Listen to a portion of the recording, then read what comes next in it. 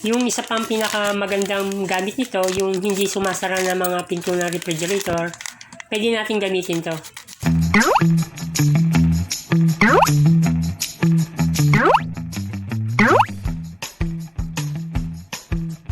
Hello mga katek!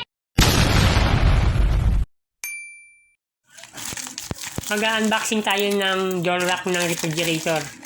Ang halaga nito 142 pesos sa Shopee. Ngayon ito, dalawa yung purpose natin kaya ako binili ito eh. Pwede ito sa mga makukulit na bata, yung mga mahihilig magbubukas ng mga refrigerator. Yung isa pang pinakamagandang gamit nito, yung hindi sumasara ng mga pinto ng refrigerator, pwede natin gamitin to. Pwede rin makatulong sa inyo. Okay, ito yung laman niya. Yan, may manual. Tapos may dalawa siyang plastic. Yan, mayroong lock dito. Tapos ito yung stopper. Ilo-long press lang natin para bumukas.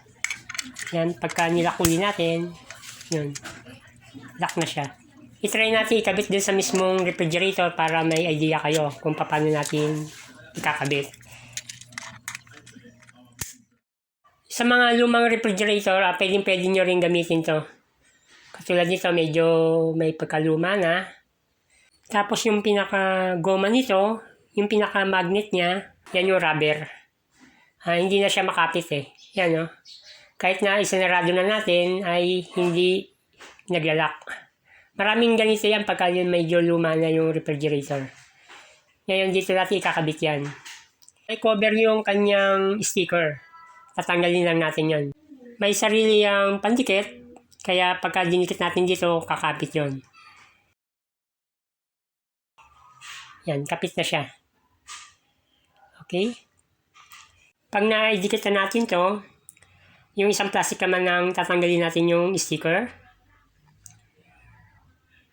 Tapos, ganito ang position. Kailangan i-lock muna natin. Kailangan isarado natin yung refrigerator tapos ididikit natin. Okay? Ganun lang. Nakalock na siya. Pag pinindot natin, bubukas yon. Pag sinara natin, maglalak. Yan. Pag binukas, yun. Okay na.